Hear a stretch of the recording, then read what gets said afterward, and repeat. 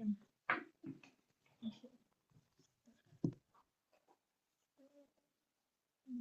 someone at the city though sent me this organization called the Neighborhood Fridge this morning, and it's one of the mosques in West Tampa donated the gazebo and electricity to this organization, and they have 2 refrigerators and a hygiene closet pantry, like opening up, and it's open every day from sunrise to sunset. You can just come, pick up whatever you need. Well, no, it's like a come grab food, like frozen food, whatever.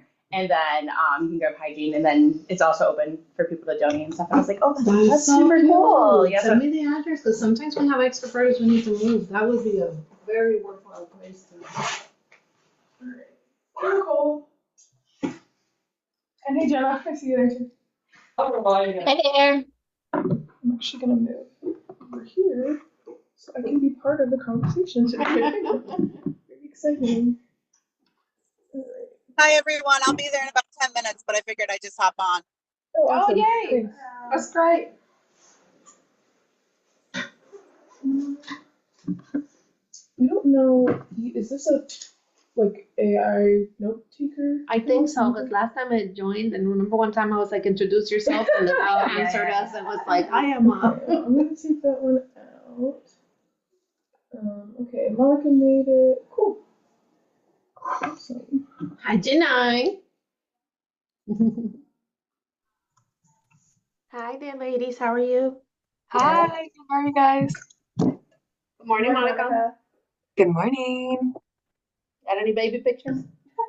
Let me see if I can show you a screen on a screen. Let's see if that works. We went to the aquarium the other day. Oh, So that was pretty cute. Here, let's see. So he, yeah, it doesn't really work. He's looking at a turtle. oh, he's so He is so cute. So But he big. has, he was like a perfect sleeper for like most of his life, and he started to wake up in the middle of the night, and he knows how to pull himself up, but he doesn't know how to get down. So he just stands there and cries until I come and put him down. And then he's like, oh, awesome, mom's here. I would rather hang out with you than sleep in this crib. And so then he cries because I try to put him back to sleep. So that's been a fun thing the last week. fun. Yeah. Yes. That is funny how they figure out one thing but not the other one yet. So it's like, I can stand up. Well, how do you sit?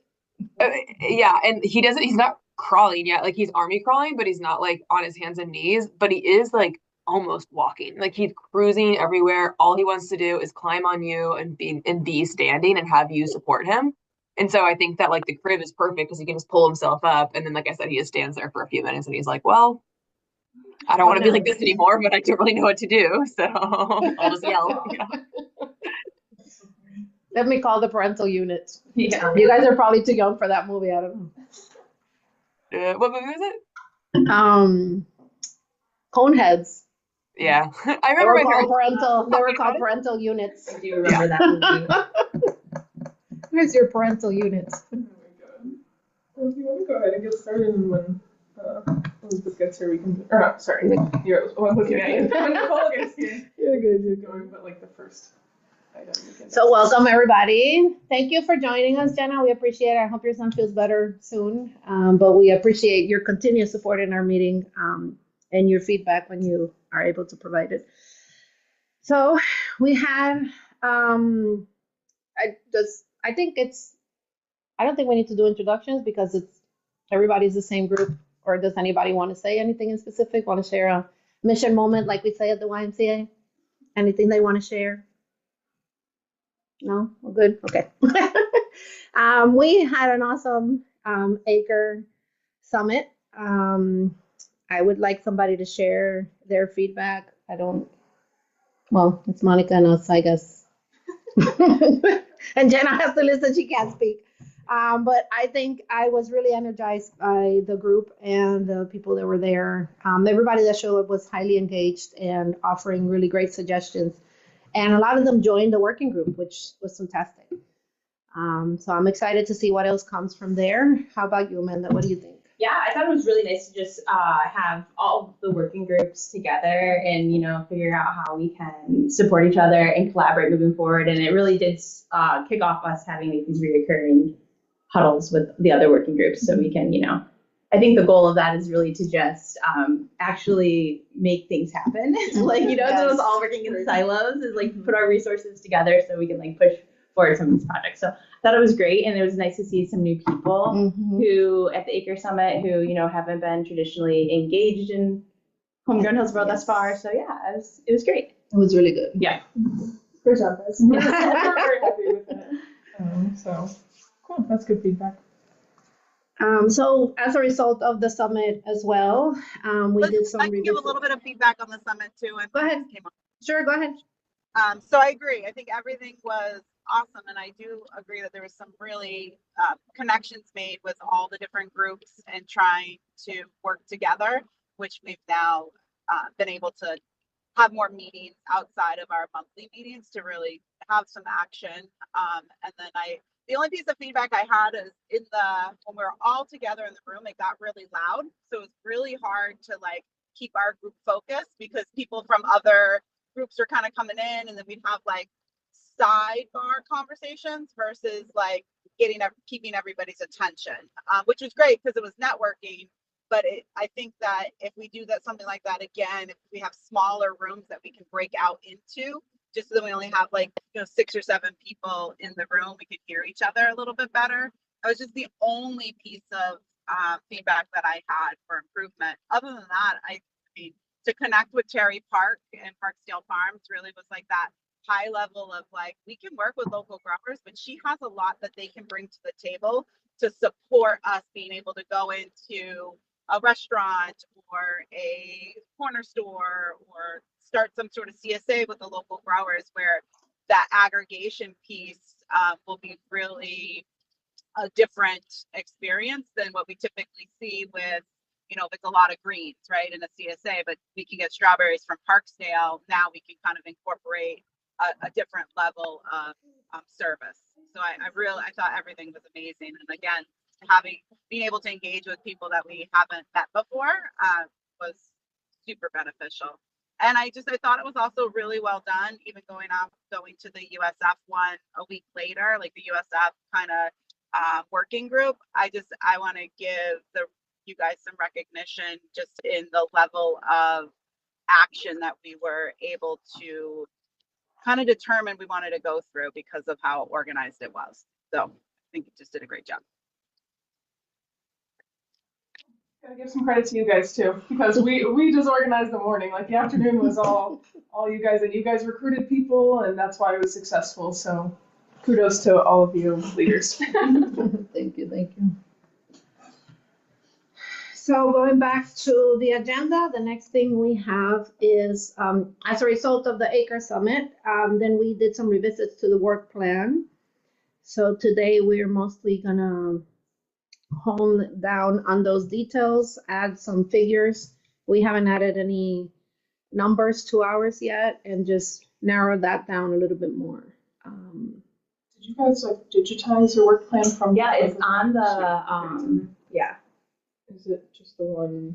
Yeah, it says it's just Safe Acre Summit next to it.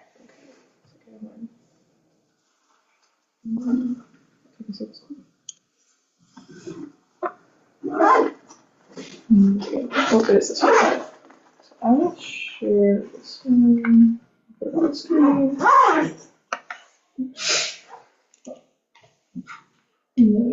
So I just merged on I-4, so I'm gonna hop off of here, but it says I'll be there in about 4 minutes. So I'll see you in a minute.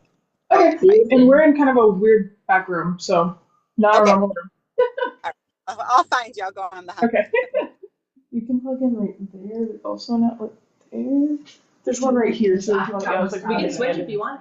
I think I killed Reed. I just didn't want to trip anybody, is what I was thinking. Thank you, I appreciate it. Alright, so here is the work plan. You guys see it okay? Yes, I can see it. Can you guys see it online? You should be able to see it. Yep, we can see it. Okay, sounds good. just don't know if you want to like look at anything in particular on it or just kind of go over generally what you have. Yeah, I mean, we definitely could make some edits probably to it because this was I was just combining everyone's notes, so it's kind of like a lot. It feels like a little bit all over the place, so we could definitely like hone in on it, some of it, what our real priorities are, because to do all of that in February and March is not feasible, truly. So yeah. Okay. Absolutely. All right, so looking at 1, determine needs and interests of producers. Reach out, meet with them on site, identify current resources and needs. So is that something that just like everyone in the group is gonna take like a couple, or are you gonna do things that's included? Yeah, that was one of the things we didn't know who was responsible for what, Okay. so I kind of just put the whole a whole group there. So that's definitely something we could identify. Okay. And I know we kind of talked about like at your collective meeting. You're good. You guys are all good too, right? Yeah. Thank you so much. Perfect. That you guys talked about having a list of all producers to kind of pull from with like everyone together. Is that like how you want to? So where that landed was that Nicole made some notes. I don't know if it was in the paper that she gave you of some specific people to work with, because we thought we would. It might be a little further down. It was like 4 names. There you go. Oh, I see, like sales partners. And yes, well, no, not potential. I thought we had put the growers in there because we were trying to see, or maybe we discussed it and we didn't capture it. Who we could pull internally from the members that were already in Homegrown Hillsborough, and then I think it's over, some of them at least, is on the second page of Initiative 1. So scroll down a little bit. Okay, so Yeah, it says community gardens and farms, and it says a few random ones, but that's not an all-encompass list, obviously. Okay. well, maybe we can work on that first then. Yeah. Do you want to put it? I was trying to navigate when I was looking for people to invite. I was trying to filter through that's when I sent you that message. If you could figure out who, if we could see who's active, but then I don't think we have access to that, like who's really active. Right, like on the platform. Because that would be, you know how you guys introduced the partner points, then that would be nice to also get that extra incentive for participating. Now you get invited to be part of this pilot that we're trying to do. I will say very few people have returned any partner points. Until when the mini grants came out, they were submitting them, but I don't think I've gotten any since. So it's like I'm kind of keeping up with like the events, but nobody's really submitting any points. Just to let you know. Bummer. So, yeah. But when time comes around for people to need them, then all of a sudden they'll come back again. It's true. They'll be going through their calendar. What events did I what did I do today? Exactly.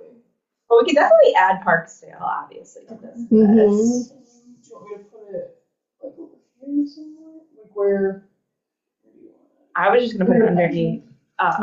Yeah. You got it. I'm just putting it underneath the community gardens one, just so it's all in place. But we can obviously adjust however we want it done to that. So Parksdale Farm, and then GB Market. Makes sense. Yes. And then I don't really know we had. With all the signs. Well, now that Nicole's here, maybe Nicole can shed some light on the farmers that we wanted to include on our list. Oh, I you have a list. I knew it. I was like, I knew we had written down a list. I was like, but where? And I brought it. I remembered everything. Yay. Thank you. And I asked to change the meeting, and then No, you're good. You're good. And my calendar is in there 3 times. And I kept boasting myself, what is me? It's not you. So I was like, no, it is. No, it's not. It's not.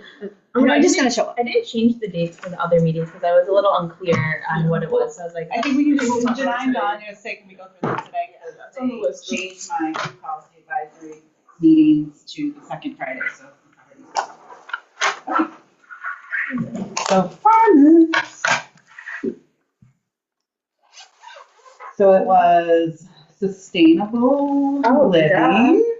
813 Hood. So it is. I have that one. Yeah. Parksdale. We have that. It's not on there. I'm typing. Sorry. It's fine. Yeah. I just got it on We had the Coalition of Community Gardens. And then Artistry Gardens. Yeah. That would be 5, right? And then we had kind of mentioned Root Awakening, so we have to reach out and see. We were really looking at working with the growers that were in the room and represented, but reaching out and see if they're in production. I actually am heading there for a meeting next week. Okay, So I can, perfect. yeah, and I drove by not too long ago, and they definitely have some fruits and veggies growing. So. I wonder if they, selling them, yeah, and they might have a plan to, you Yeah, know, if they have like a market garden or something, so they may or may not. Yeah, so I think between those, that was 5, right? Because the goal was 5.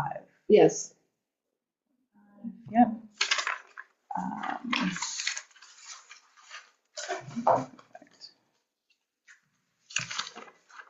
I had you down. Do you want me to take you off?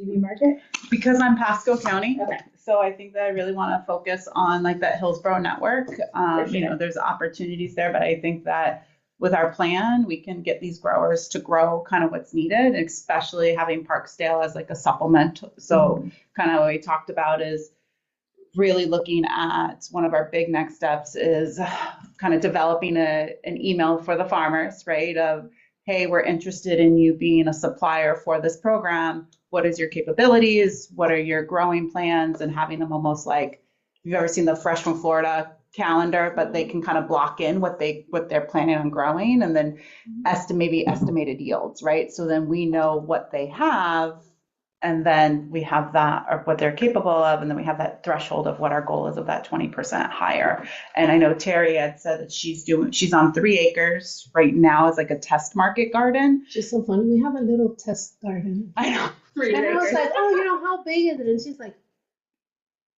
how about 3 acres? Yeah. I was like, Gardens.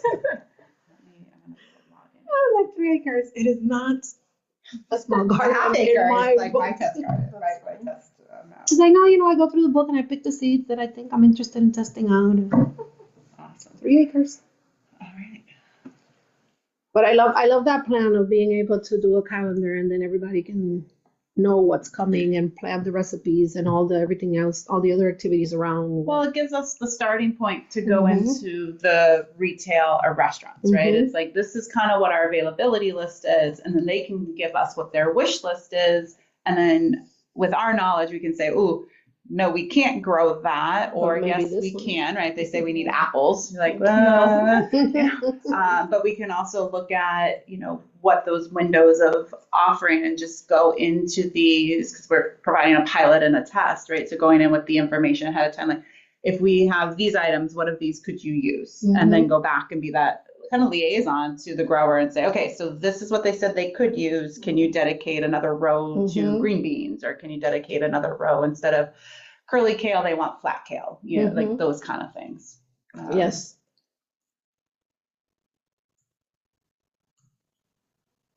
Is this where you are?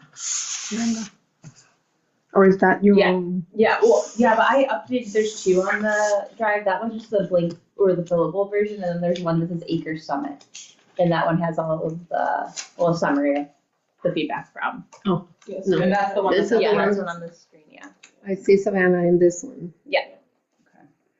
So, because I don't want to like, so we're just running through this real quick to make sure it's accurate. Okay. And pull if you need to add anything. So like here it says you're gonna reach out to producers, but it just says like you guys are doing it. So I wanted to know like who's reaching out to which person. Yep, and absolutely. what the So we can kind of start, you want to start with that? Because if there's 5 producers, I would love to take Terry Park, just because we have that initial conversation. But I think we have to, before we do reaching out to the producers, the first action step would be essentially drafting a welcome letter and what the ask is going to be. So we have that to kind of send the email as a follow-up. So instead of meeting and then saying, hey, I'll send you an email, I think a draft email template of what we're going to ask them to do and what our goals are. So it would have our goals, right? And then what do we need from the producer?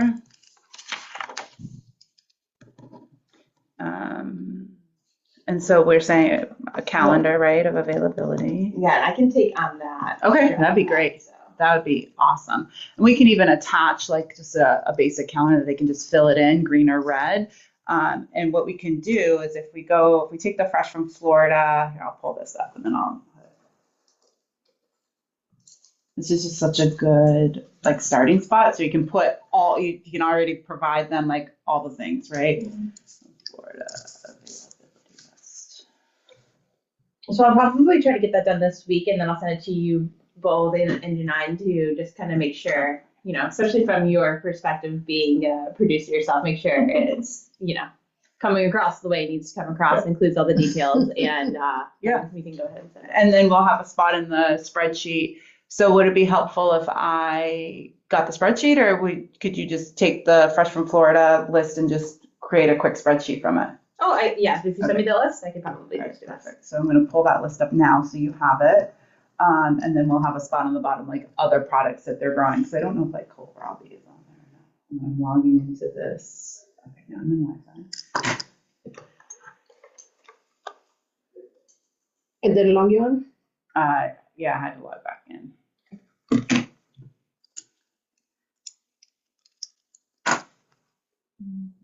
availability chart.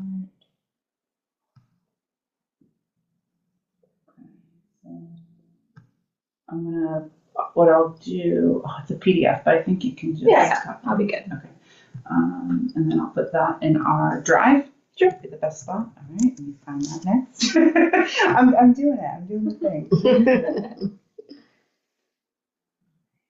And we can reach out to them as soon as, ahead of time, as soon as you have that, so we can schedule who will be reaching out. Two of the three of them, right, we're talking to kind of regularly now, so it'll be easy with 813 and sustainable. Mm-hmm. And I really want to focus on, I guess I don't want to leave that. I want to get the group's thoughts on focusing on like SLP and 813 just because of their engagement within the network, right? And really making sure that those engaged producers are like that first people that we work with.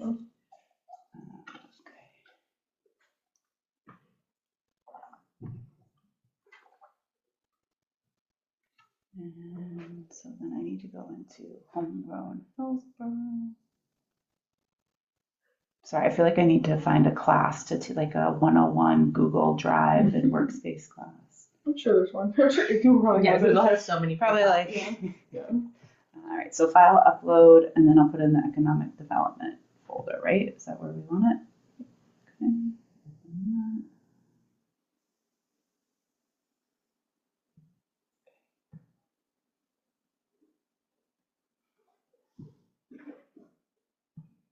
All right, so that's in there. So that should be, let's see if I did it right. Can you see it in there? It just popped up. Okay, yay. Thanks. Yeah, so I think, just incorporating that our goal, and all of these growers are familiar with our goal because we kind of talk to them all and we present to that at the end, right? So it's not going to be like a shock or surprise that we're reaching out. So then the second, so after we've done that, so I guess we go through the 5 farms. So I'll take Parksdale and Hey guys, can I do 813, please? Absolutely. I've been out to SLP before, and I've been promising Dee I'd go out there. So I'd love to volunteer for that one. I'll let you. I'll take whichever one. This one. So I'll take SLP because she's also been reaching out to me like with extra products she already has, and I think I'll be able to go there next Friday. So do you want to take the coalition of community gardens, and then they maybe from that they can identify a garden we're not working with, and then absolutely. I mean, I'll do Rude Awakening since I'm going there next week. Perfect. And then artistry. And that's Nick. Yeah. Perfect. Right. So the goal would be then by the next meeting that we've made those connections and that initial like email contact, follow like initial phone call, email contact. Awesome. No, I'm that trying to works. get a response before next time. Yeah, I think we'll get like, oh, I emailed them and they never responded. I think we'll get a Yeah. response Yeah. because well, at Some least people get emails get lost. So you Yes. have to like follow up with like email or yes. something. So I think that I mean Nick's reaching out to me weekly, right? Perfect. We already are on calls with Dee and George. We already have one planned with the two of them. And then you're already scheduled to go to Rude Awakening. Right, yes, we and should be. Janine, Awesome. you're yes. So I think And we'll Kitty's be, really involved, so. yeah.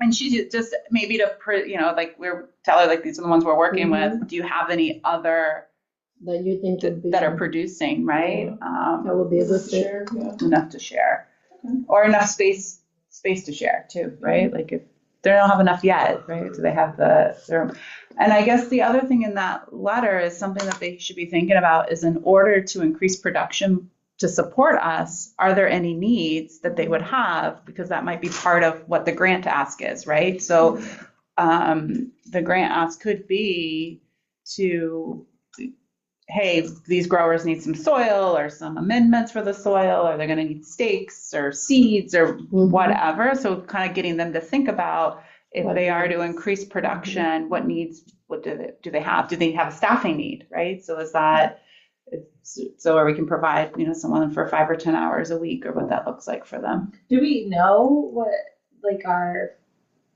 allocations for grants are for next year? Okay. And we have on our budget item, I have a little sheet for you. A little blurb. Yeah, so we can assign some numbers or.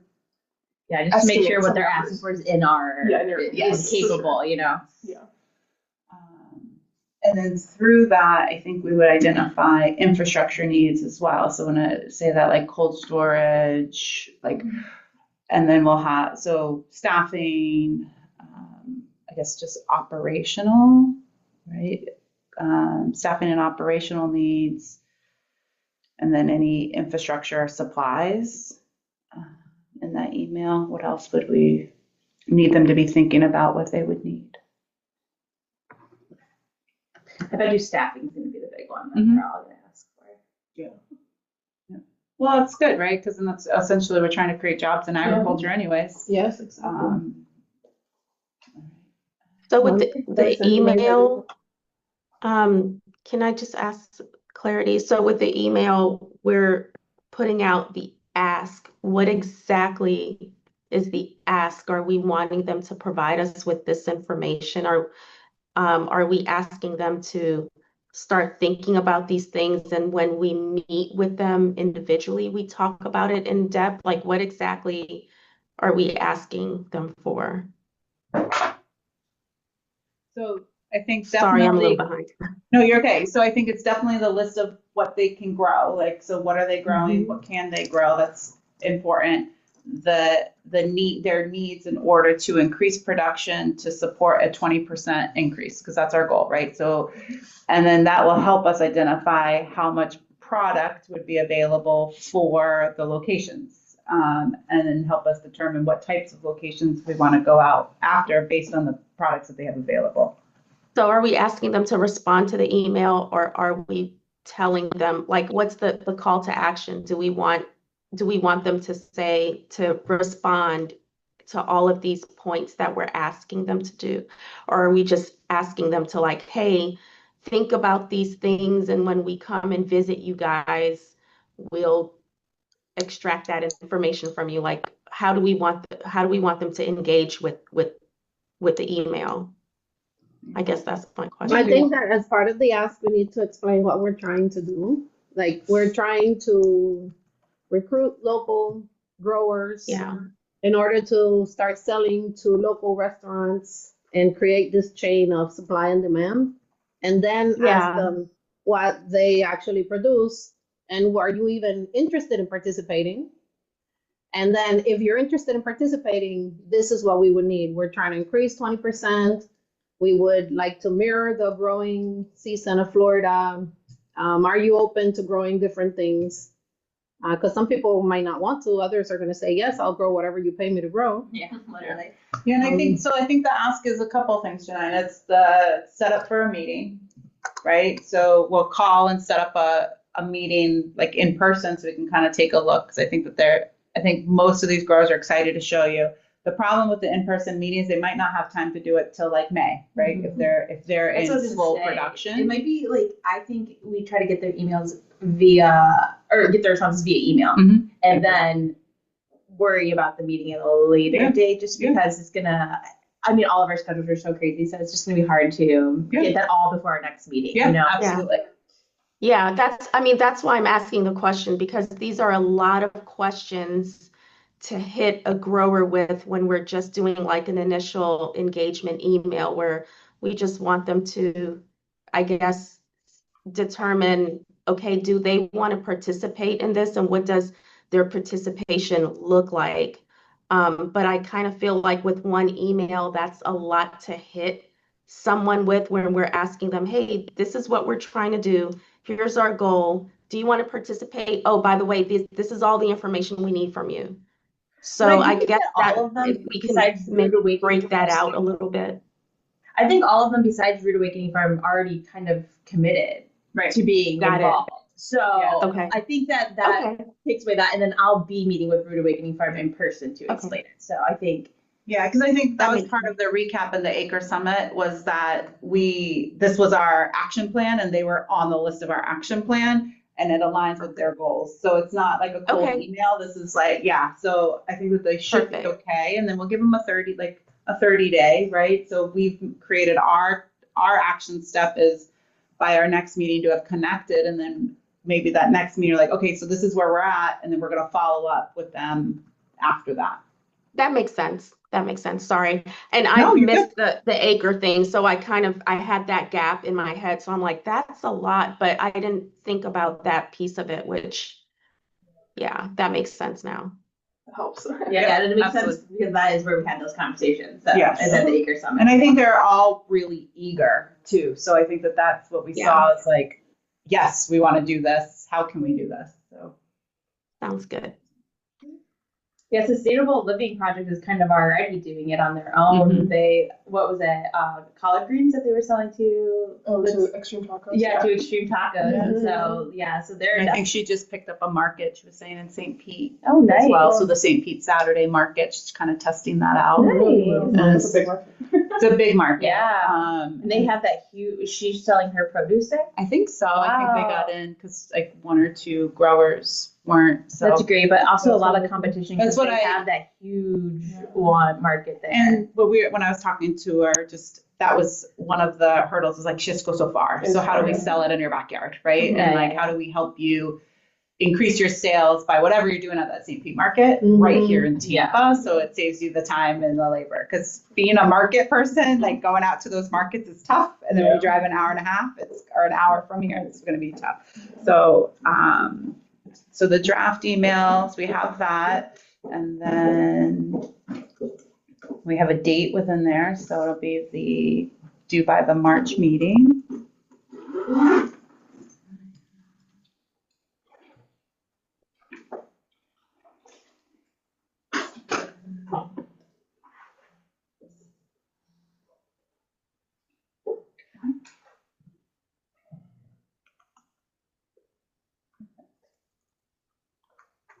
We're ready to move to the next initiative. Yes, I think so at least. So identifying those sales locations. Yes. Okay, yeah, this is all one spot. Cool.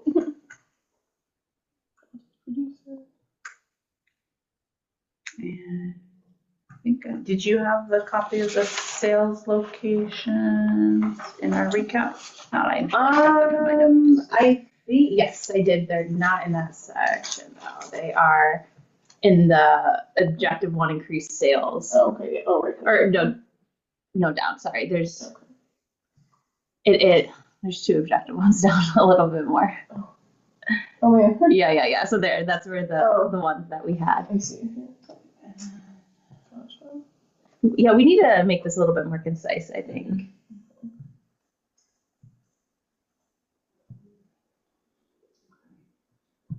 So Rooster and Till. I think that was the one that Artistry gave us, and it gave us. Mhm. It was They were sure. talking to Yeah. them, yeah. Yeah. And so they did like put out on Instagram like a call for local a couple did they? months ago. Great. Yeah, so I think that there was a demand there. I'm pulling up their menu and just to see what that aligns. I'm sure if you have stuff for them, they'll make a menu item for whatever you're Yeah. telling them. If you're like, hey, my colleagues, they'll make something. Yeah. Well, that's what I was thinking too. Like, if there's like even the shout out like a homegrown meal, right? So they like that'd be awesome. homegrown with like and then like an homage to homegrown Hillsborough, right? So that might be. So I guess the second spot would be to have a draft email for the restaurant now, right? Because we always want to have it essentially ready. Right. Because I run into the problem, like I meet with you and then it's like, I'm gonna follow up with this email. So I think having the email to just send out Yes. is like actually step one versus, Yeah, I could work on that too. okay. You know how they say the money is in the follow-up. And, okay, so let's look at their hours. Oh, we get to meet at Rooster and the Till. Is there funding available for lunch? We have to test the menu. We have to test the menu. Monica Savannah can join us, so. I think it'd be more of like probably setting up a time to meet when they're not open. Yeah. Anyways. And Nick has the direct connection with them. So I believe so. And then also that Bico Fino one, he was the one that provided I that. think he sent us in his potential client list, like their contact. Yeah, he did. But might be beneficial to ask Nick. Do a warm intro, Yeah. for sure. Yeah. Sure.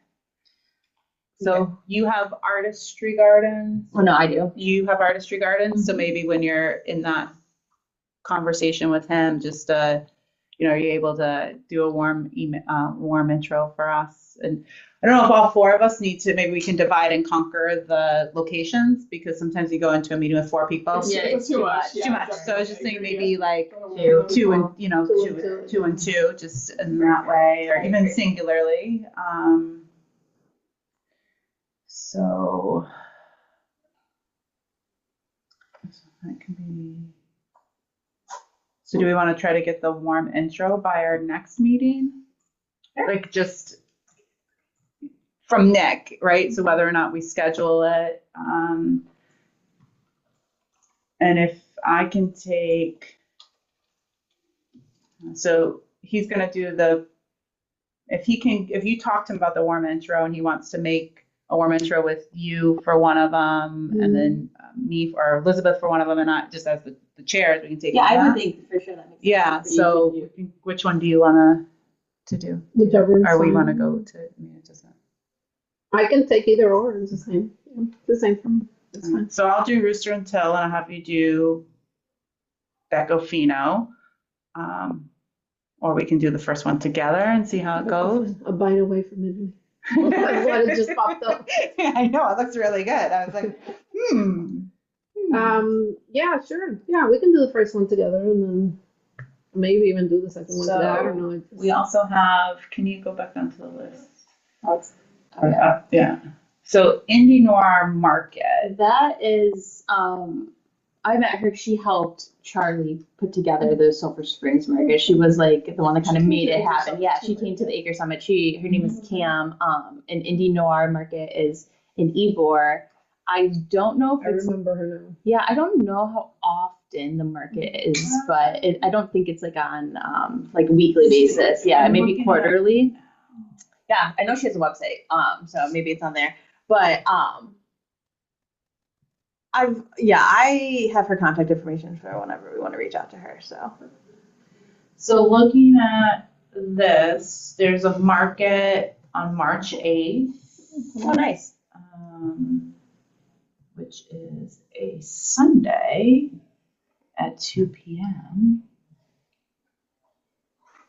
Just to be sure. So what I'm wondering is, this is the flower market of, so March 8th. I think I can probably attend that. So I'm wondering if like going to our market to like just go to check it out to see if it's a fit and Yeah. what it looks like. And then it looks like the next one, has anybody been to one of the? I haven't. No. And you think this one is Janai, have you ever been to the indie Noir market? Noir market? No, where's that at? Ybor? Mm-hmm. So I just went to Indie. I'm sure it's the right spot, right? Let me see. Yeah, it says Indie Noir. Yeah, Ybor. Okay, yeah.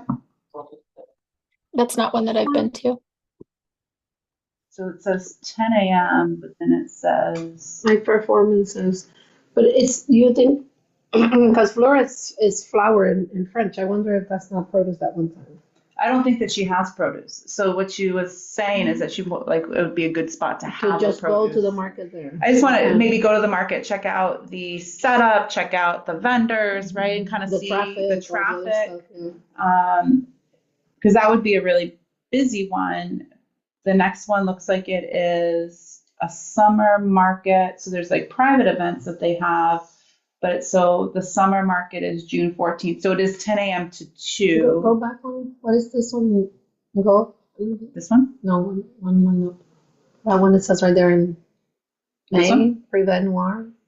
It's this one here. Mm-hmm. So that's all the ones that say that's a- Noir, I think, are hers. So that's a business owner's social club. Ah, okay. So Yeah, that's what she primarily does. Is she's helping African American businesses like scale up and stuff, and so that's what the market is like. Entrepreneurs and it's just giving them a Like a place to space to sell. be. Yeah. That's cool. That's so cool. So they have the fall marketplace in September, which it'll be super light. I guess we'll learn from the growers, but maybe the goal would be that December. But with this being every 2 months, I don't know if that's a good option, For sure. right? Because it's just so Limited, inconsistent. yeah. Traffic, So maybe look on the Big Fest to see what it is. I think like if we wanted to get involved in that, we could just like, I don't know, put a call out to Homegrown Hillsborough or when it comes and be like, who has extra produce they Right. want to sell Mhm. at this market, you know? So maybe That's we don't use that market. Just what about Charlie's market? Is he doing monthly? He hasn't had any since that first initial one, so. Okay. We have another one like scheduled. It didn't. I just want to chime in. Yes.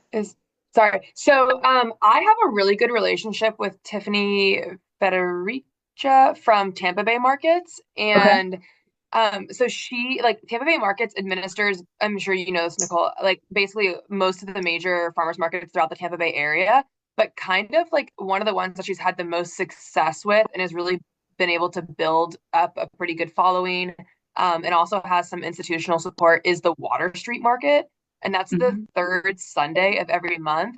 She has been a good partner to Homegrown Hillsborough and has given us free vending space many times in the past. And then she also does have a program where she offers farmers a full year of free vending space as a way to build their clientele and get fresh produce, because she often gets feedback that her markets don't have enough local produce. And that's not her fault. We all know the dynamics and how hard it is. That's what this whole discussion is about.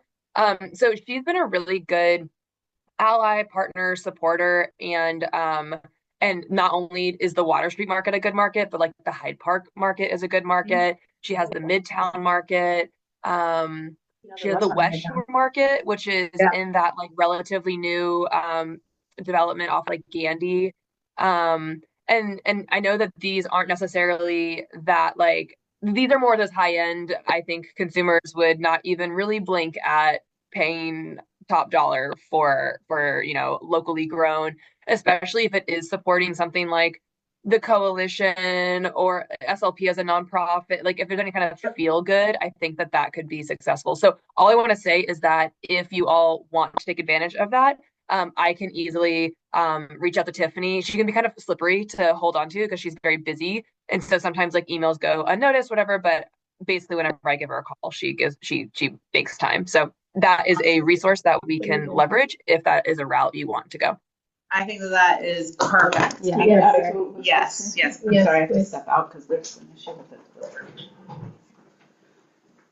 Oh, and so the Water Street Absolutely. Market, because SPP is the developer there, they have a really good relationship with Tiffany, and like in the past they have even expressed being able to maybe throw some dollars our way. We were doing like a sustainability study and things like that. So of those markets, I kind of think Water Street would be one of the first stops, and then like I said, Hyde Park's also a good one, the West Shore one, the Midtown one. So yeah, great, thanks. Love that idea. Thank you for sharing.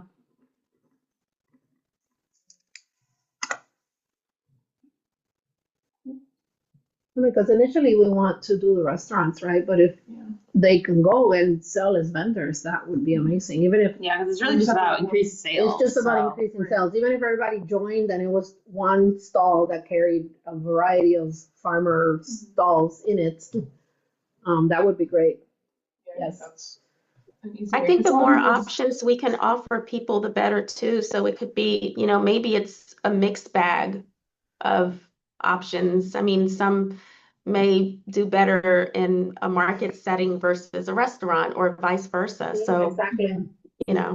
Yeah, it's so true because then they aren't like glued to what they committed to growing. It's whatever they have excess at their farm or garden. Exactly. I love that. Yes, I like that idea of having options. I'd love to see a homegrown Hillsborough tent that just has everybody's. That would I be think that'd so be great. cool. Yeah, that'd be Everyone's great. not worried, like, I don't have enough to sell at a market. It's like, well, if we pull everyone's together, Yes. you can do it on consignment or however you Yeah, can do it. I think that would be great. Yes. Yeah. We'll be like, we'll literally take your 3 eggplants and her 5-star fruit. Let's Yeah. go that way. And that's how you start, Yeah. Exactly. That's the flexibility we can offer them that other people can't. Yeah.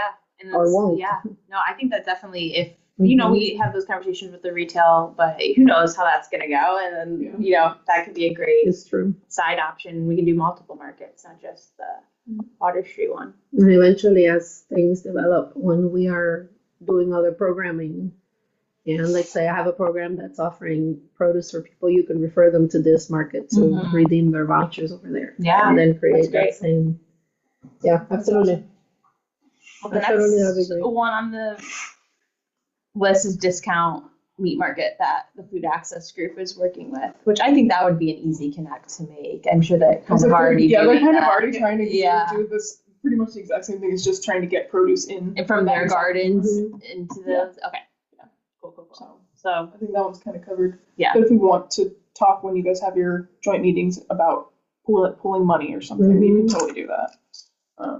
So it doesn't have to just be their thing or just your thing. Like, Yeah, you guys yeah. can both be like, we did it here and so did they. yeah. Yes, We exactly. did it together. That is totally allowed. And then we just had general Silver Springs outlets, but Mhm. nothing's particular. Awesome. I definitely think we need to work on expanding this list though, for sure. Yeah, just to have more. Well, what about, so we had talked about Buddy Brew before Mhm. as like maybe they're like a CSA pickup or they can put a small cooler in. And then there was the juice shop. Monica, I think you had mentioned there was like the juice shop in this area or one that you're It's aware not even of. something I know personally. It's just that when I drive past little retail shops, because Yeah. those little retail shops, they can be nimble. And so Mm-hmm.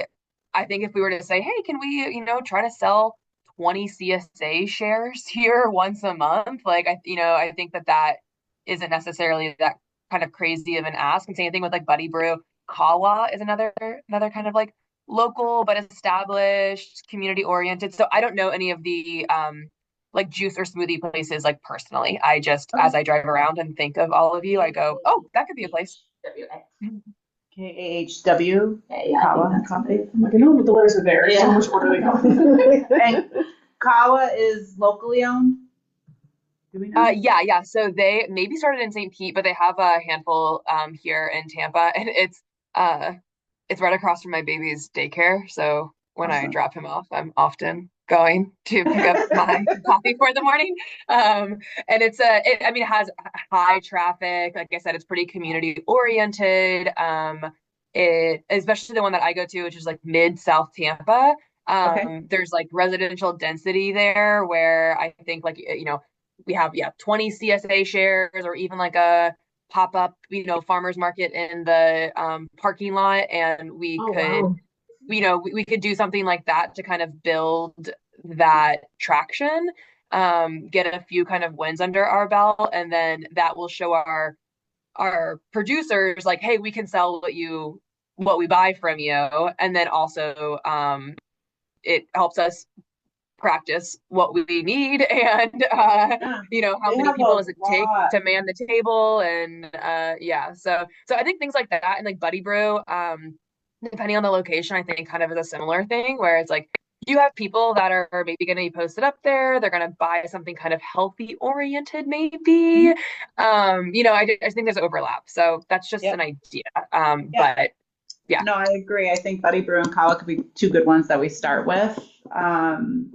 And then, so maybe that's when we do like our offsite meeting, we can meet there because we can work there after, but we can kind of see the vibe. And they have a lot of locations. So I think maybe one of the things we can do is which locations are closest to SLP, right? So, or like not just SLP, but which locations are kind of closest to the growers, and then start there. So, because they said this grower's in your backyard. So let me see. Where is Artistry located? It's like towards the fairgrounds. Oh, okay. Not all the way out there, but like that kind of industrial-ish section. Yeah. I don't know what it's called. I also will say that Nick Ewing called me the other day because he is doing an event with Keel and Curly. It seems like he has a pretty good, I don't know if he brought that up in conversation. Was that something he mentioned?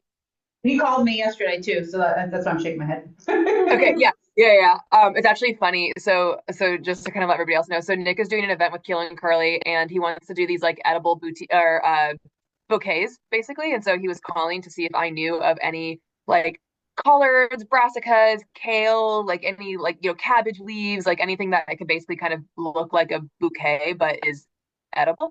And I was like, I mean, not more than posting on the platform. And he'd already mentioned that he reached out to a bunch of people. And then I was like, but actually, I have a balcony garden that I've neglected. If you want to come over and harvest everything, you can.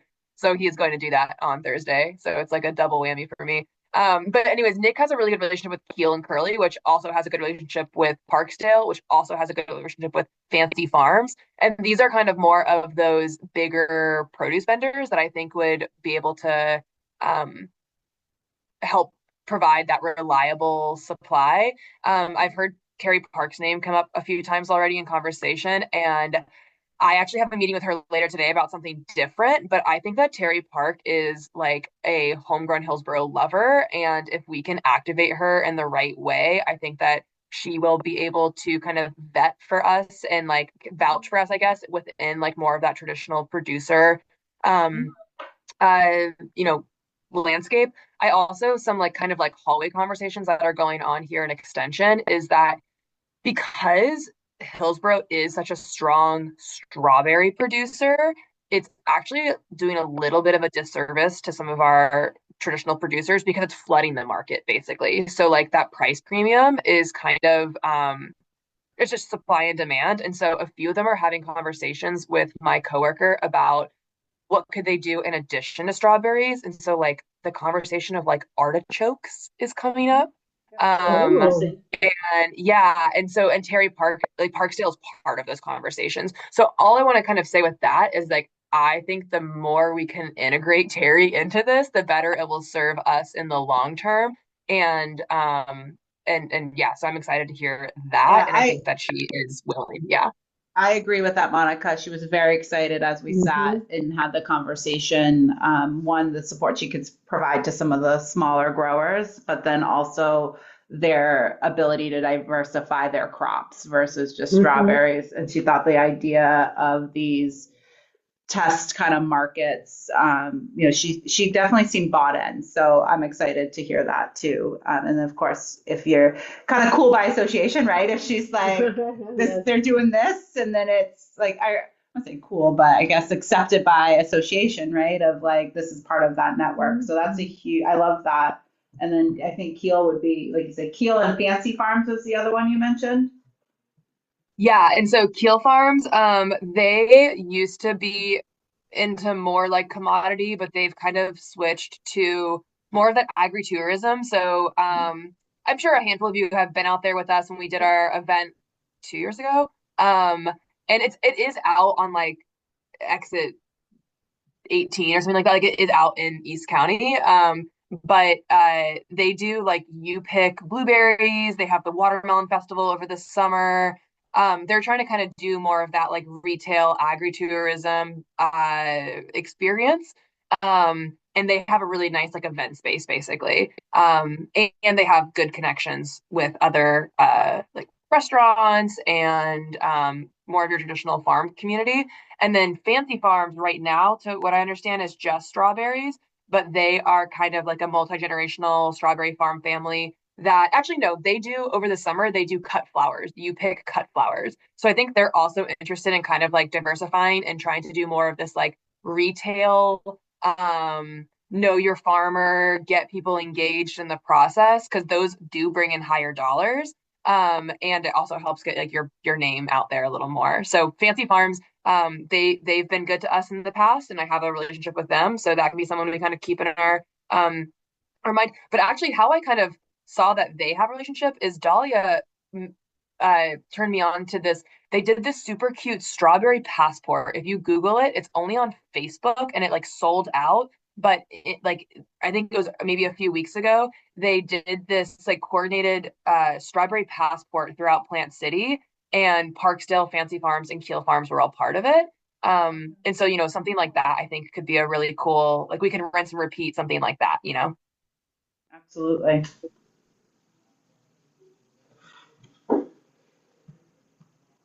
Oh, that is really neat.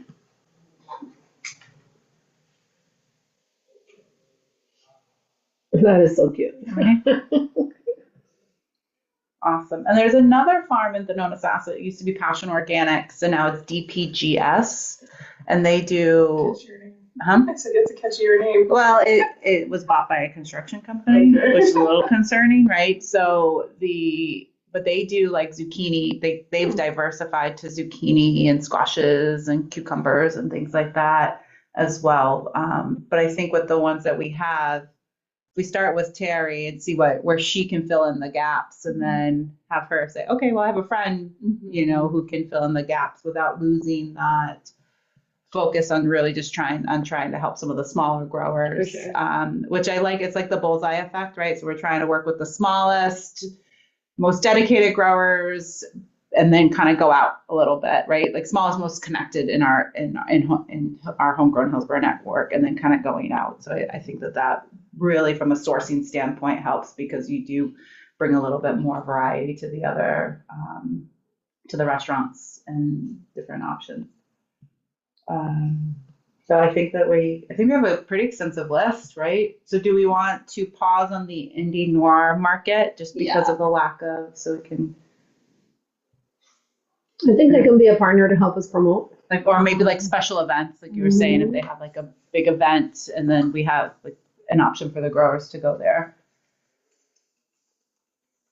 Yeah, when you stepped away, we were talking about like if we had like at the farmers markets, just like a general Homegrown Hillsborough tent, and with all of the smaller producers stuff there, instead of just like one. Yeah. So I think that would be the easiest too. And that's what we had talked about in one of our either meetings or calls, that we, that could be one of the grant things. Is it's really hard for a grower maybe to go to a market each week, but if we hired or had a staff like that from one of their, like if we supported one of the farmers with a staff, or we have a Homegrown Hillsborough, I don't know how that would work, but because I know we were talking about, instead of hiring anybody, it would have to be like contracted work. So, but thinking about, is there somebody that is a champion that's excited that could do this on the weekend and be kind of that market person and learning? So the farmer themselves, or maybe the farmers rotate, right? So it's that'd like, be a good idea. I'll be there the first week, I'll be there the second, I'll be there the third, I'll be there the fourth. But in turn, everybody can bring their products, and I'll kind of be your salesperson for that week. And then one of the things we can look at is outage or something. Okay, There they are. Yay! Back. Okay, we're back. Sorry for the interruption. That's okay. I like that idea also of the farmers taking turns because like Monica was mentioning the vibe of these markets. People are definitely going to enjoy having a personal relationship with the actual farmer. Mhm. And that would also increase engagement because it's all about relationship building. So maybe there's like in your funding for whoever is manning the market that day, like an extra pot of money or whatever. Like here's $200 for Like doing a this for the day. stipend I don't know. for- Yeah, whatever it is. So it doesn't matter who's doing it, but somebody. Like a group picture or like Oh, that's a something good idea. Yeah. Okay. We're back. Different Wi-Fi now. Hopefully that will work. Thank you, Elizabeth. It's not my pleasure. Probably there's a bunch of events happening here today, so everyone's yeah. on Wi-Fi, so Yeah. we're getting included. Nicole, that's why I was asking you earlier if I let you connect so that you can. Yeah. Okay. Sorry. Yes. Back to. No, so we have so I would say then after we get the grower information, then we'd be in the spot to be able to start to reach out to some of these locations. Because then we'll have like some of the information to give them, right? So this maybe would be then our April meeting. Because March is next month. We have it as March, April, and May already. Let me double check. Oh, we have it in March, April is our planning. So we want to change it to April and May. Because then what that'll allow us to do is because our goal is that October timeframe, right? So we'll be able to really say this is the date that we could start, and we could do just kind of thinking how we can do pre-marketing in the summer for like CSAs or different things, right? So that might be a really cool way to start to market ahead of the production to get that buy-in for that October, November timeframe. Yes. And then the growers can tell us, hey, no, I do start producing in October, or I start producing in November. Nick's like, I have stuff all year. Or like I can add a value out of tea to the CSA box. So we can that would be, another question for them is like, do they have any value added product? A good question for the growers, like any additional value added products. What do you mean by that? Well, I guess actually, as I talk through this, it would all be under cottage, so we wouldn't be able to include that unless it's done in a commercial kitchen. I think if it's on a like commissary base, so like if we were doing it in a tent, yes, in a CSA, but not to a retailer. Okay. So it could be a CSA. Or if they do like commercial kitchen, great. Right. Well, that might be one of the robots. Doesn't honey do honey too? Isn't he doing honey? Mm-hmm. Yeah, Nick does. So any additional we asked that value just add. so we know for the market as well. Okay. Yep. Flowers, right? If they have flowers as a value add. Even plants, because I was also thinking about that. How eventually you can interplay. Yeah, I think that's what she mostly brought to the Silver Springs one. Yep, that's really cool. Yeah. Because at the end of the day, we're just trying to increase sales. So. Yeah.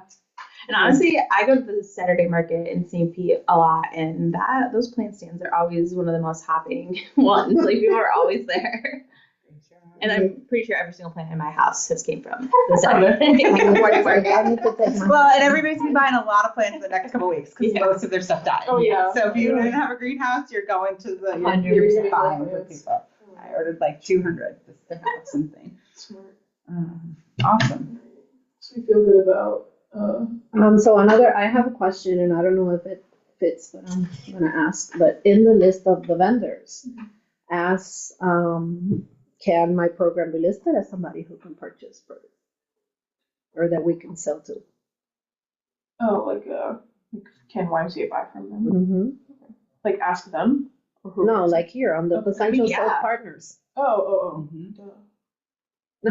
Well, not I was like, what do you mean? I was like figuring out where you meant to put it. I was like, what? No, I think that's a great idea. So maybe that would be in the supporting partners, because if say they harvest too much, we don't sell it, you could essentially purchase it as that backup. Oh yeah. And then they could grow specifically if you have 50 bundles.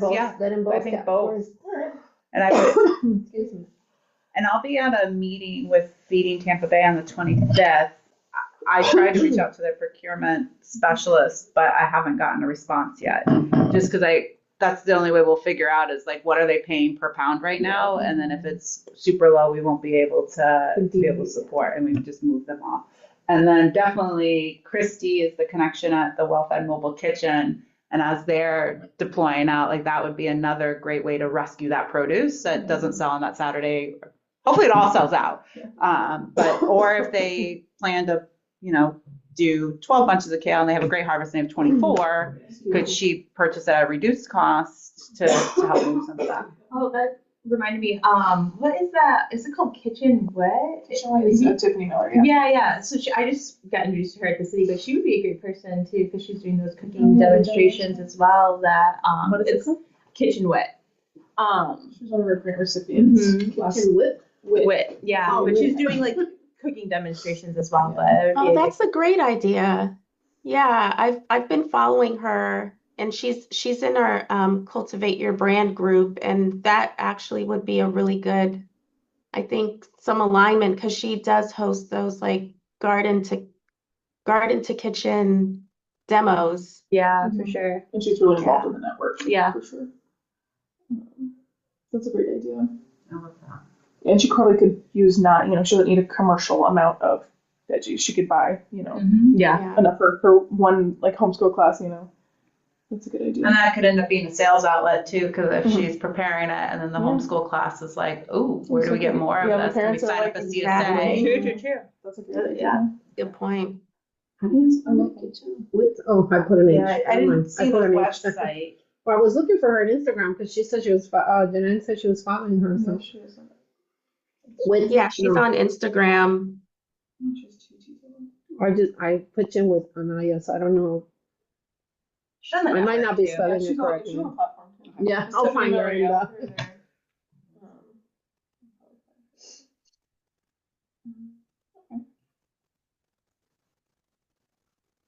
So her handle is in the kitchen with it. Yeah. Oh, thank you. She actually just Gosh, I completed never would have. I never. She just completed the entrepreneur workshop at the Women's Business Center. That's how I met her. So yeah. I love that it's like multiple places. Like she's part of the network. Yeah. And now you Well, I saw it's, like, Elizabeth there too, so that's why I Yeah. mentioned it to her. I was like, oh yeah.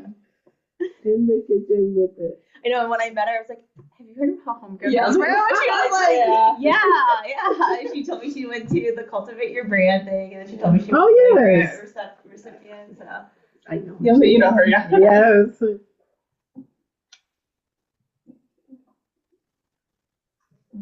Thank you so much for putting that information. All right, so we're good on this section. Do we feel good about our partners and then who we want to sell to? And we have our assignments for what to do before the next meeting. All right. So do we, Yeah, because a lot of the infrastructure stuff and all of that will Need to come ask, from yeah. that initial. Mhm. Perfect. Cool. Then And any then other in May, the field trips would feedback start or happening. additions? I'm sorry. No. I think even March Buddy Brew's right there, right there. Or we look for a location. I'm not familiar with like Tampa as but maybe we look for a location that's near like SLP Yeah. or 813. That's like That is on our agenda. yep, After. so we can find that, So we can right? do that. Okay, so does 813 Hood Garden come up with an address? No. So Okay. she moved from her like original location, and I'm not positive if she's at the Bethesda one right now or if she's at the different one. I would ask. I can text her. Yeah, to ask her what's her official home base. Oh no, I gifted them. Well, some there's a stuff. blind tiger right next to the Sustainable Living Project. Yeah, right across the street on Yeah. Sly. Yeah. That would be. And sorry, can you go back to another potential outlet because we are doing a lot of deliveries in Hillsborough County now through Seniors in Service. So we could be a potential outlet to purchase from the So growers. DV Market Seniors or so. Yep. Because we're doing like CSA type drops, right? Okay. And it, we're up to like 20 deliveries now in Hillsborough. So Oh, that's nice. yeah, so if I can get it from SLP, right, and put 20 small bunches of kale into each of those bags, like that might be another option as well. Your address.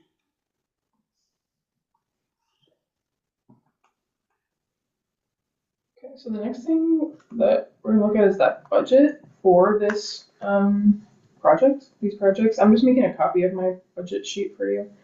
And then I'll share my screen. Okay, cool. Okay. So screen share. And then we're gonna do this one. Okay. Let me move it over there. And when I do this, it's gonna stop sharing this one. I'm gonna share the other one. This one. Okay. Try again. This one. Okay.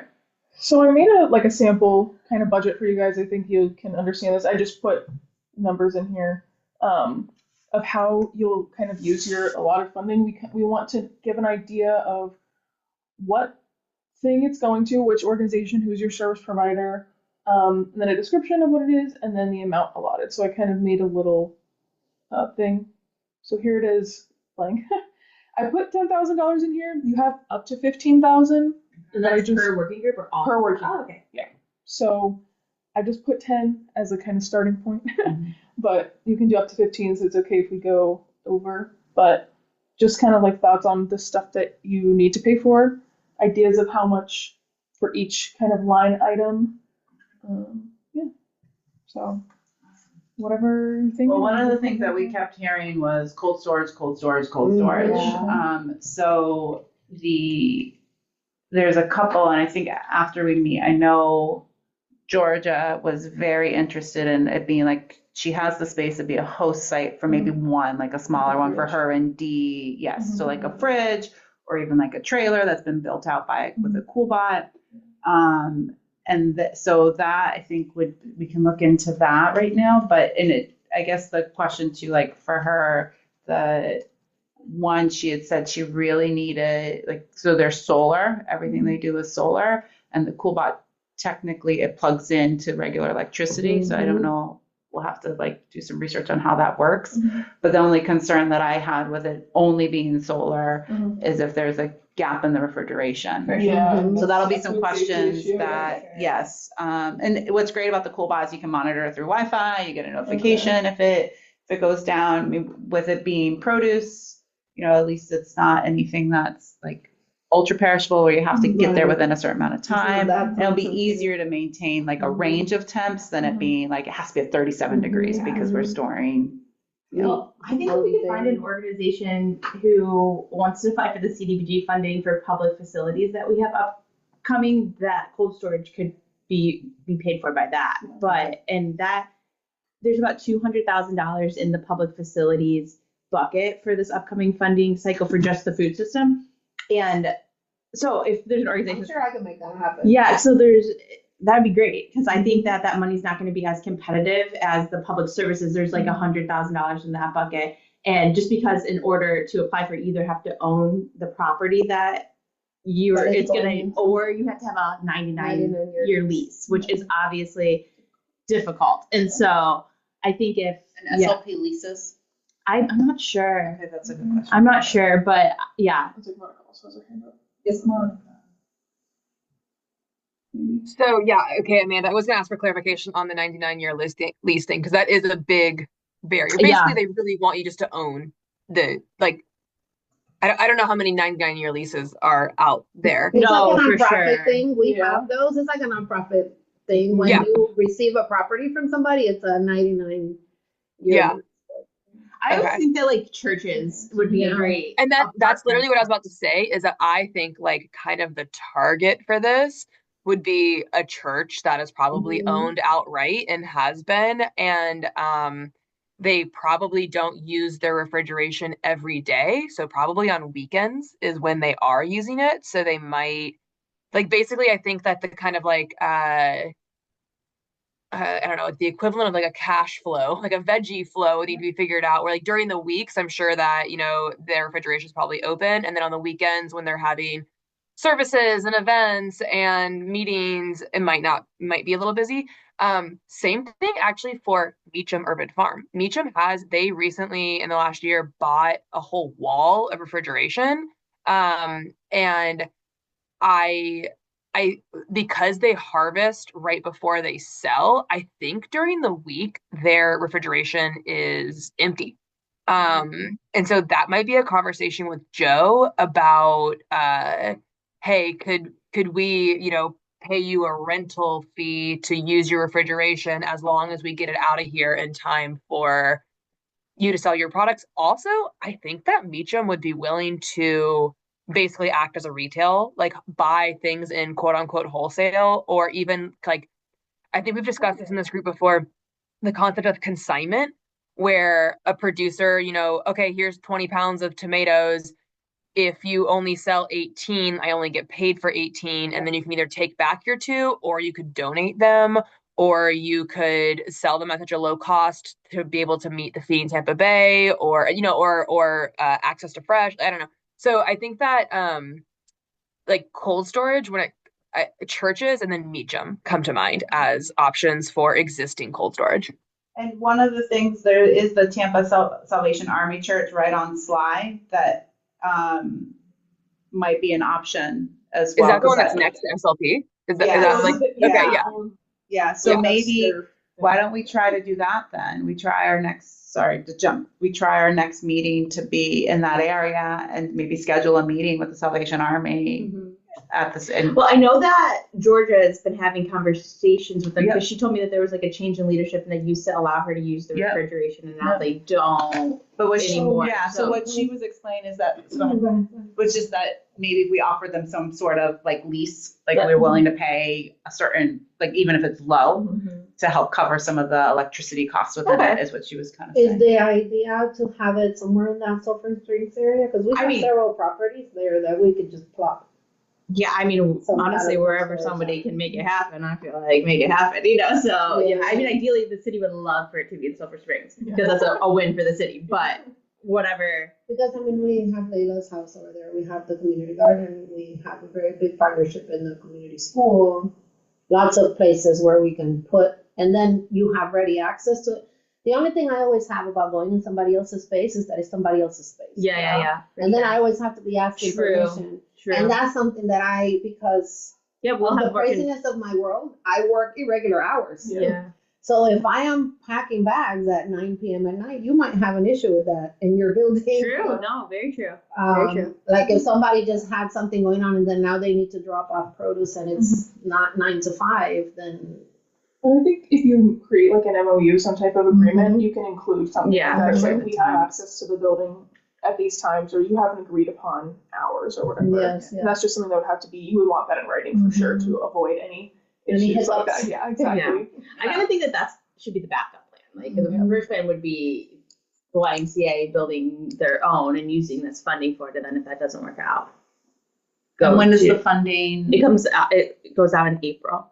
The funding. The request, and then when is the funding distributed? October.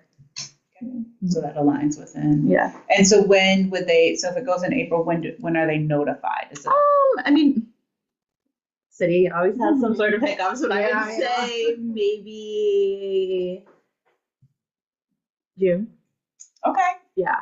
So that might be part of what we work on is the ask. Ask him. Yeah, and in order for it to support Homegrown Hillsborough and like all these small producers. Yeah, that would be great. I think that would be very competitive partnership. Yeah, it would be really competitive because I mean, not a lot of people are going to be applying for that $200,000 to begin with. And I was just going to say to you, if you were planning on applying for something else, you can apply for multiple things under the RFA. You don't have to just apply for the cold storage. You can. So if you and I know you had someone from your team there, if you guys had another idea, you can include both of those in your submission. Okay. And then they just ask you to kind of like prioritize. But again, there's not going to be a lot in the public facilities one. Like truly, there's not. Well, but that I think the drop too. Thinking really crazy. What about that? Apply, but other than that, I don't know anyone else who meets those qualifications. That's in Sulphur Springs, right? Yes, but that is. It's in Ybor. Oh no, but that doesn't have the lease. Never mind. Yeah, that doesn't have the 99-year lease. I was thinking about the space the pastor was talking about. Oh yeah. But that does sorry for the lease. No. Did you want to put numbers on other line items instead of cold storage? I think so. Yeah. So like, what else? Well, I know we have to talk to the farmers, but I know we're going to need some kind of support some kind of staff support for them. I don't know what that would look like. We also discussed the project management. Would that also go under support? I'm just throwing things out, guys. I'm not. I mean, the booth rentals for these markets. Will we have to pay for any type of marketing, or is this just like? I don't think you really Staffing, right? I don't think you would need additional marketing beyond because people are just going to the market. Yeah, That's true. That's You true. know what I mean? That's true. That's a good point.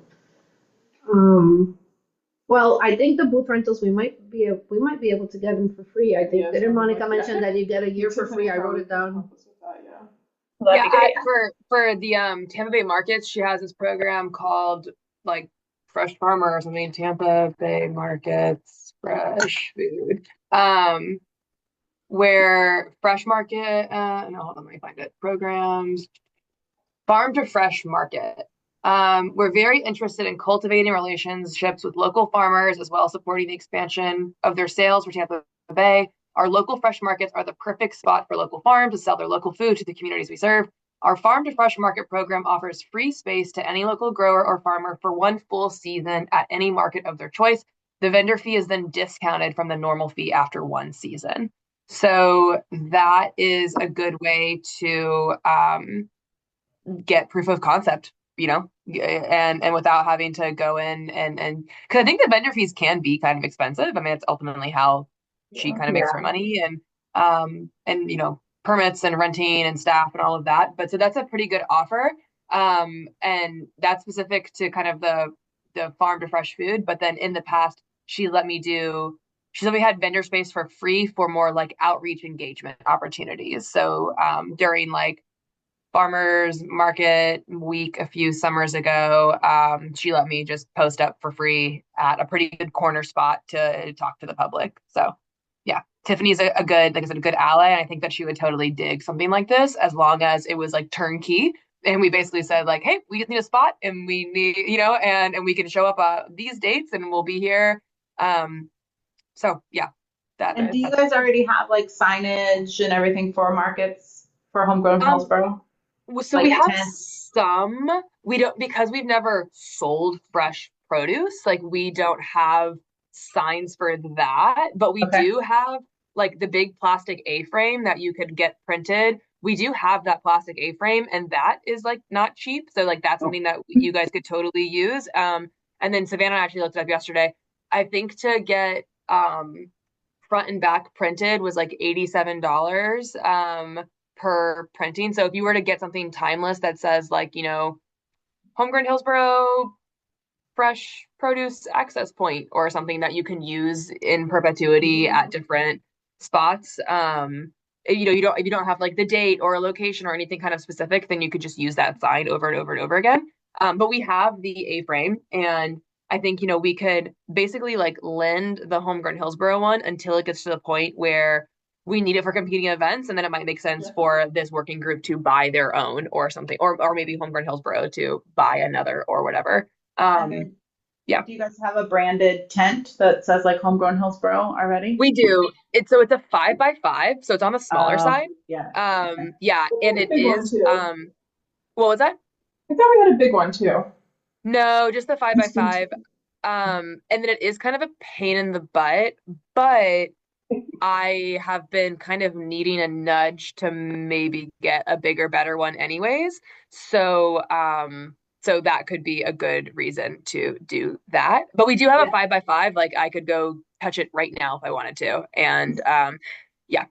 So I think with the number of growers and kind of like setting up, I like the market tents are always 10 by 10. So I was thinking I use a 10 by 15 typically, but I'm always by myself. So I think a 10 by 10 tent, weights, tables, I would say just market materials in general. The side sign for when the sun comes. I would say The 1,000, right? Like just to kind of, when I think about 5 tables, I mean, you don't need I'm just thinking about what we use, right? So the tents, you have your weights, you have your table. And some of the stuff I have some of the stuff already. So like I have weights. I have the white tables, maybe depending on what size you want. I have my setup was for a 5x5, so it's a little smaller. But I have weights. And what are some other things? I mean, I have like the classic Homegrown Hillsborough tablecloths, but I would maybe encourage we could either use those, or if you guys wanted to have something more branded for either your working group, or if you think of a name for kind of this, service you're providing. But if not, and those things are basically free until we need more. If we get to a point where all of our 4 Homegrown Hillsborough tablecloths are being used all the time, then either I'll just buy more from my bigger bucket, or you guys can buy some from your working group bucket. So yeah, I think that probably the best step would be to kind of write down all the materials, and then we can cross-reference that with what we already have and where we can use the things we already have. And then, like I said, if we need to, we can buy them if we need them. And I think for refrigeration, when we start to go into some of these like Buddy Brews, if we secure a location, then we'll know we'll need maybe some sort of refrigeration for pickup and what that looks like too. So that's going to be hard to determine, but it'll be based on the location.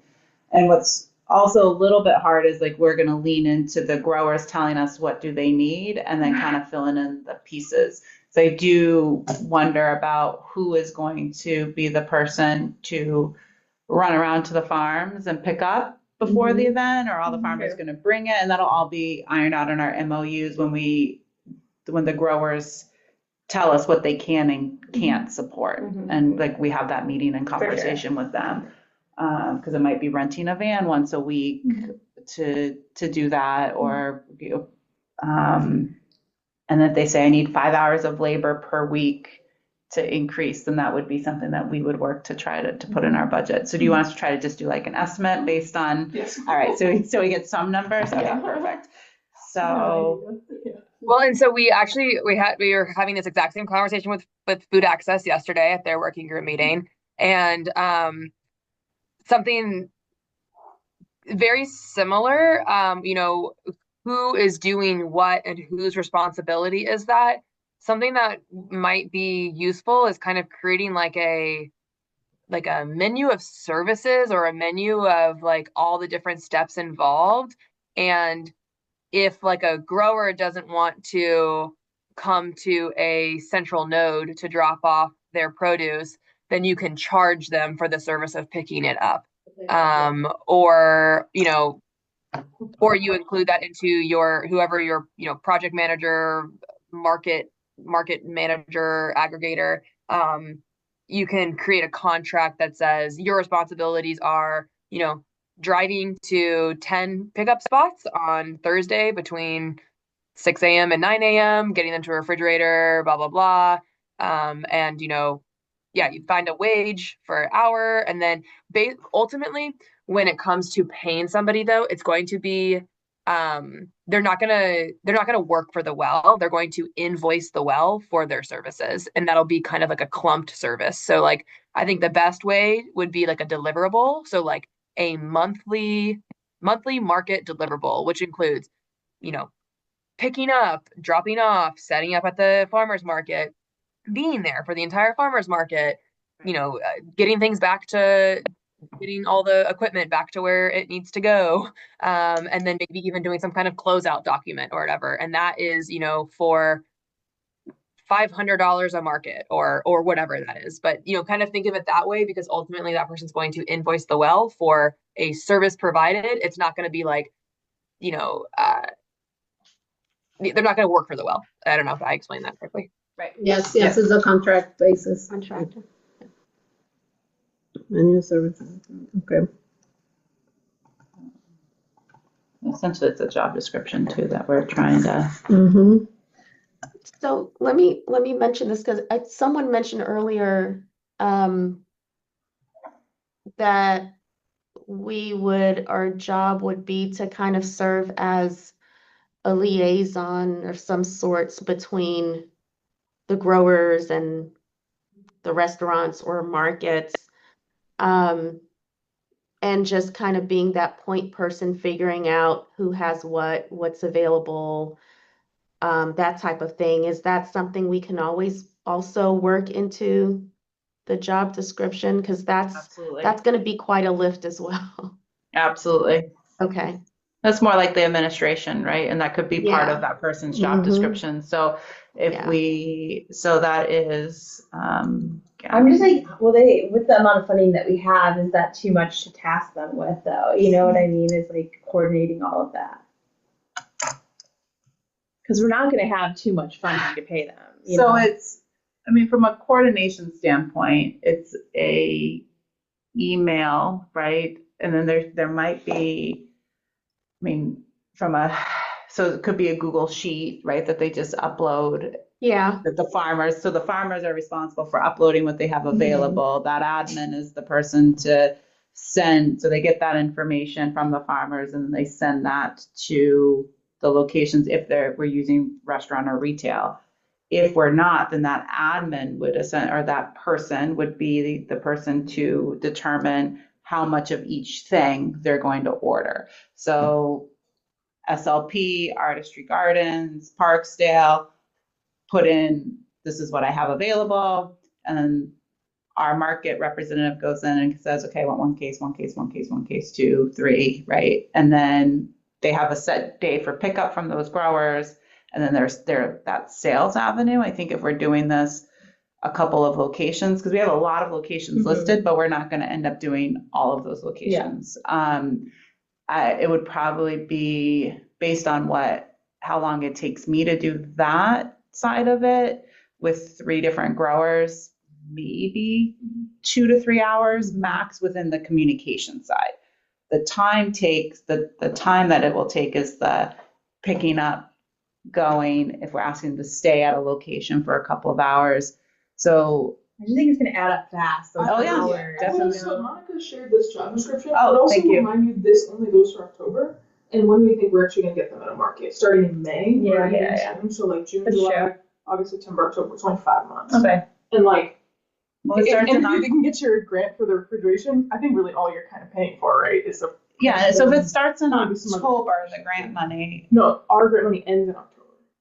It needs to be spent before by October. Yeah, so that's why just keep that kind of. So there won't be as many market opportunities in that summertime. So then really leaning in the retail one. Okay. Yeah. Exactly. So like this description is 15 hours a week.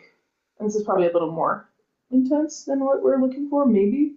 This is for a full-on market manager. This person makes the whole farmers market go. So, but I do think that this is a good, like someone already did the work at breaking down kind of what we want to look for and all of that. So, and for someone to make an entire market happen in New England, which has usually higher wages, they're doing, what was it, 23 to $25 an hour. $500 gas stipend. I don't know how we want to structure it. I can play with this. Can you upload it on the yes, or send it to me in a link and like it's in the chat. So let me. I can play with it and then we can come back and discuss if we think we need to put some things in, take some things out. I can go through some of the language in our job descriptions too. I think if we're not doing the deliveries and would have to rent the truck and such, then sure, that could work. But if you're running your truck in addition to do the deliveries and this person, it's gonna be tight, How's the produce going to And if the funding is with the funding, October, we can run this vehicle. That's not the same. Yeah, but I think it's the public services one that It's one the falls other one. under. Yeah, that's gonna be a little bit more competitive.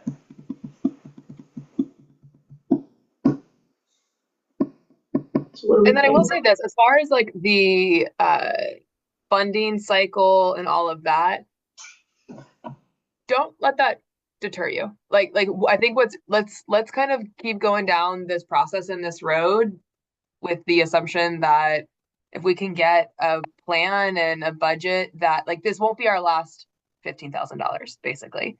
And in fact, it might just be the start of even more. But before you have $1 million, you have to have 15,000. So let's do. But it is important to think of the budget cycles and all of that. But this money basically is if we don't spend it by October, it's going to go away. but we do have funding secured for next year until, of course, anything could change. But so then one of the things we might want to do is schedule a networking event between the growers and the locations that have been determined, like a meet and greet. Because I'm thinking, right, June, July, August, September, the production is going to be, so that is when the growers have time to be in and networking. I think some of the funding will need to be going to their land as far as helping them prep for that next site, the next cycle, which they'll be able to tell them. So I spent, well, when I was starting up, I spent close to $9,000 on soil and amendments alone. A truck is $1,200 at a time, and I had free wood chips. Now we have free composting, and because it's part of this network, might be eligible for some discounts. But just the amendments, and they won't need all of that because they're established kind of growers. But I do think if we're asking them to grow more, that initial meeting with them will get some answers of, I need to be able to buy that. So we could put in a bucket, maybe like farm support, like 4,000. So yeah, like farm support, farm growing support. I don't know. Increased production. Yeah. Farm Increased support, production. I like that better. Production. I would say a good $4,000 because it's someone's gonna need something for it. And it's so many of them. Tools, staffing, right? That might be part of it. They might need, to hire someone to come in for a day a week to help get everything ready. This is where I was going to ask earlier if we could potentially tap in USO here in the farm support and maybe get some interns. We can get a stipend for the interns to encourage them to come. That might be a little cheaper than hiring somebody. I believe in incentivizing volunteers. Yes, to actually show up.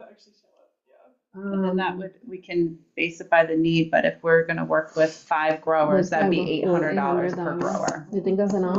I think we need more. I would say 5 because then it would be $1,000 per grower, and then they could essentially submit what their needs are within that budget. Yes, I think that's fair. Yeah. Because then, because you're even thinking like if they don't have a paper pot planner, that might be able to pay for that. So now they can really increase productivity and increase production. And if they potentially don't need it, maybe some of those funds can go to another one who needs more support. I don't know. Yeah, I think that makes sense. I'm sure they can find a way to spend $1,000. Oh, yes. Only they'll have a problem. They're not going to be giving any of that back. In the seeds, it's also expensive. So I still think we should look into like what we were talking about the Acre Summit, that like platform where it would take out a contracted worker from having to do those connecting pieces. Like they could just post it online themselves, and then like someone could say, "Oh, I want to," like with farm picks. Yeah. But I know that wasn't exactly what we were hoping for. But I still think localized. Yeah, we should just look into that a little bit more to see if that's an option. We were discussing that's way some more kind sustainable. Of app where the farmers could post, "Hey, I have 5 eggplants." I keep talking about eggplants, but and it would open it up it would just be a lot easier to open it up to other retailers when they can just go onto an app and see what's available versus us like connecting everyone like. So you're saying that that long term, the restaurants themselves could go on the platform and see what's someone else out of it. But I mean, we don't need to start doing that, but just to look into that for the long term. I agree, because as it keeps growing, it makes it harder to manage. Yeah. Yes. I mean, we're down to $4,000, so it's like we gotta. Yeah. Oh, that's true. We ate 8,000. So. Just the totals. Just put in the total again and again. I don't know what I did. I'm not great at Excel.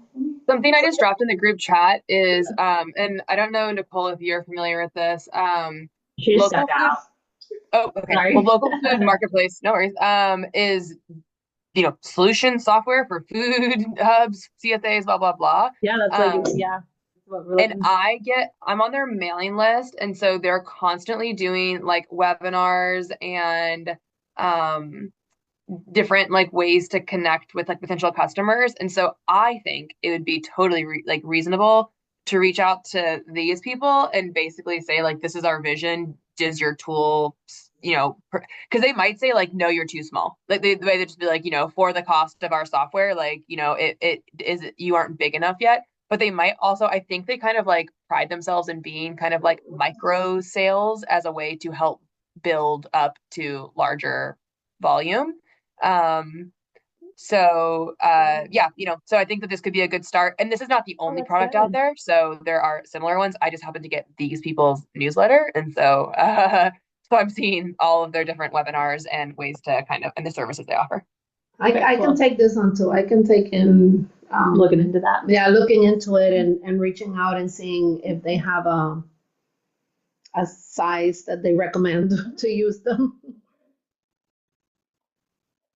But if we can, do you know, Monica, by any chance, what the yearly cost is? I don't. I just kind of scanned over pricing. Let's see. A lot of times they're like, you have to call us. Oh no, it says right here. Yeah. Okay, so this says $150 a month for the starter. And that plus, I guess, $500, one named distribution day. Don't know what that means. 20 active producers. I mean, so that could be us, right? Like that is kind of our scale and our goal. Startup emerging food hubs, small co-ops buying club. And like ultimately, like we are kind of doing a little bit of a co-op buying club, farmers market pre-order like that. I think that kind of fits us. And then I think ideally as you build, you get closer to doing more of this food hub with deliveries, regional wholesale, stuff like that. So, but one name distribution day, does that just mean? I think it's like one day. I have no idea. It might be like a push notification that you can send out to your users. It might be like a way that you can organize your invoicing. Like, I don't know exactly what that means. Okay. I'll find that out. Yeah, that's great. Because just doing some quick math here, the 149 by 6 months is $894. It does say you have to pay for plus the 500. Oh, you have to pay for the whole year. Those prices are prepaid annually. Oh, so it's probably more expensive to do monthly, but it might be worth it. I don't know. Oh yeah, because it says starting at. Yeah. So it might depend. We can look at that because if it's not complicated to use, then maybe we could just start there and get everybody used to. Yeah, and if you pay for the year, then and we can pay for using it and it's not hurting anyone. Yeah. Because if someone has an app on their phone versus going into a Google Sheet, they're going to be far more likely to just. If you could just take a picture and post it, like a chef at a restaurant, it's like, okay, I need this. Can I get it locally somewhere real quick? Like, yeah. I agree. But FYI, guys, I have another meeting at noon. It's virtual, so I'm gonna head out in like 10 minutes. So thank you. It is, since it is 1:45. I also have a hard stop at noon. Okay. Our next item is offsite meeting details for our next meeting, so I do think we need to take some time to talk about that before the end of the meeting. So if we put a pause on our budget here, I'm gonna stop sharing. So can I also ask, can we do? Oh. I can still do that. We have it 11. If we can move it 11 to 1, or I'd have to change it to the 20th. 11 to 1 is move fine. the location. Or so did we want to do it here, or are we going to try to meet somewhere I'd like else? to do it. So they're only available at this time? Well, no. So I didn't. well, how does it sound to meet at the Blind Tiger near SLP and maybe see if Georgia is available to give us a little tour? Like we'll do the Blind Tiger and then kind of go over. Yep. Does that work for you, Janine? What day? Yeah. On March, it'll be Friday, March 13th, 11 to 1. Because that would give me time to get back to Pasco for 2:00, so that I could still keep the date. And just like a caveat of, sorry, go ahead, Janine. Oh, no, I was just gonna say that works for me. Okay. A caveat of meeting off, not like here or somewhere else, is that we wouldn't like record it or stream it. So we wouldn't be able to have the virtual option. Like if you're at a coffee shop, we're not setting this up at a coffee shop. But we talked about it like internally, and as long as you can give us like a recap of what happened and you're telling people online that like this meeting will not be virtual, we just need like pretty detailed notes and kind of give us like what happened and tell us. Okay. Yeah, kind of like the normal. Okay. But just make sure that it's clear on the event that there will not be in person only. Yeah, like you're welcome to join us. Right. And then we can reach out to Georgia to see if she'd be willing to do like a quick Pop in, yeah. pop in, have coffee, but then we can walk, like literally, I think you walk across the street and check out her space. I think that she would love to share and highlight what she's doing. Are you going to be talking to Georgia? I can, yeah, and Okay. we have a call with, I can just reach out to her and see if we Okay, can yeah, do just that. let me know and then I'll update the meeting. Okay, invite perfect. I'll do that once we today. know. Yep, I'll send her a Just message. just so you guys know, I will not be there on March 13th because I'm out of town, but I do believe in you. And I think as long as you got the notes, like you guys don't need me. You'll And be what we'll fine. do is, We always need you. Yeah. Oh, by Okay, then once you you got the notes, So if you have So a 11 PR to meeting, 1. it's not recorded. So it's fine. Yeah, as long as you got it in the notes, that's up to you. That's your Talk business. all you want, It's just 3 get me hours. the minutes. Don't hold anyone hostage as long as they can leave after 2 hours. Okay, That's so funny. then are we going to continue doing the second? yeah, we can, Friday. if we can move the second Friday and do it 11 to 1, I can do that. It may be a lot easier if we just moved it to the third Friday, just because then I don't have like meeting, but I mean, I can do either Friday. third Friday? The can you third do Friday. third Friday.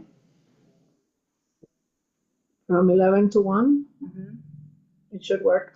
Janine, does the third Fridays work for you? Yep. Okay, so then let's just do, so do you want to start then on the 20th?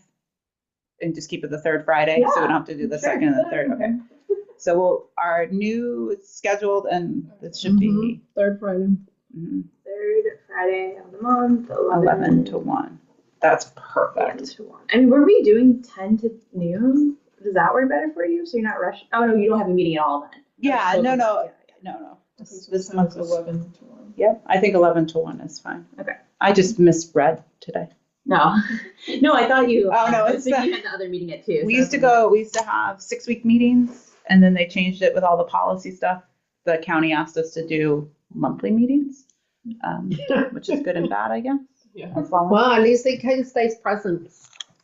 You know, out of sight, out of mind. So Listen, if the county commissioners are talking about agriculture, Yeah, I talking know, about it's food great. policy, I I'll wish- take it all day long. yes, You yes. get this in- And then I have Dee's address, Mhm. so